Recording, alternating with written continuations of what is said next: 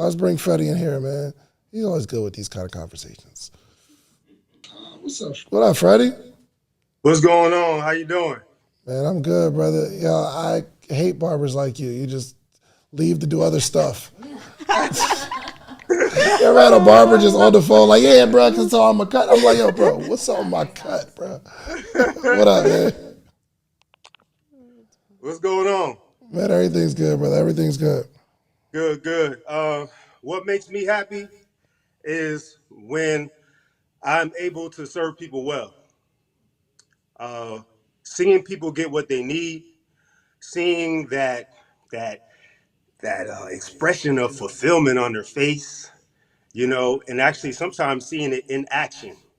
If they need a haircut for a speech they're going to do and they shoot me a video of the speech and they're sporting the haircut and you know, they're doing their thing with the eloquent speech and they get a round of applause. Like it all becomes like a part of the big picture.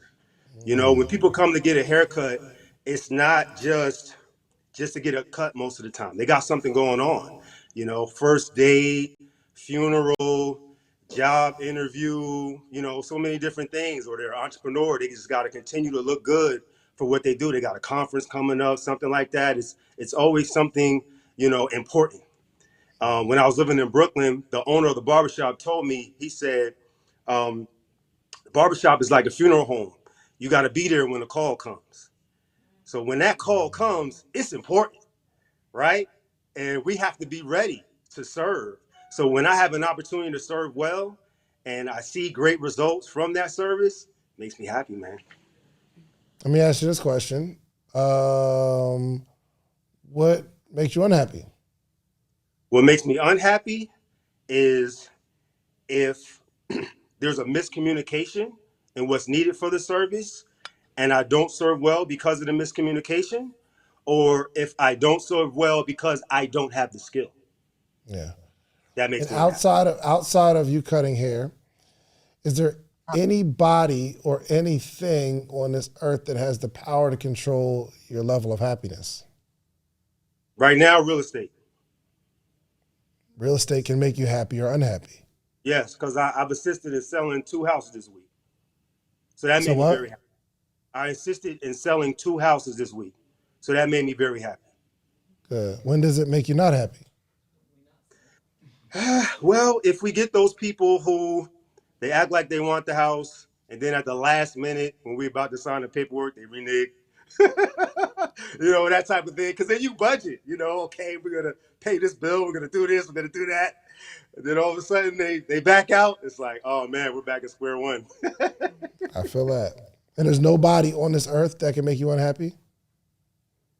Not anymore, because I am committed to my own happiness and I know how to keep myself happy.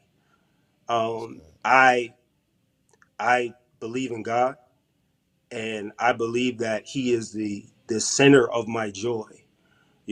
God is not only, let's be specific, God is not only my spiritual father, but also spiritual mother. So I can come to God for strength, for protection, for comfort, for happiness, for peace, for joy, right? So it doesn't matter what's going on as far as this human life is concerned, because none of us are perfect, right? We're all flawed. So at some point, a human being is going to frustrate you. A human being is going to rub you the wrong way. A human being might even let you down, but God will never do that to us. So I can always look to God for what I need in order for me to stay happy. I love it. I love it. You got anything? Yeah, that was so good. Yeah. And I think it's one of those things where the reason that we feel like something that can cause us to be so unhappy is our expectation of other people or of things, and failed expectations are what cause us to be so frustrated. But if you can learn to raise our expectations of ourselves and lower our expectations of other people and things around us, and just like, regardless, I'm resourceful enough to handle this when it shows up, and this change our expectation level, then that I think could be a real game changer. Yeah. And We can start to appreciate things more and be fascinated instead of frustrated and all of these things. But it just takes awareness. So that was really. Yeah. Absolutely. And then when it also, to your point, when it comes to expectation, where there's no expectation, there's no disappointment.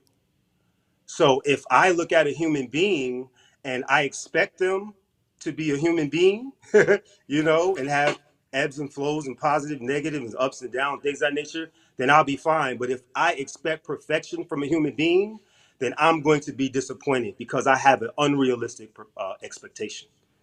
Yeah. Well said. Well said. Freddie, appreciate you, my brother. Thank you for chiming in, man.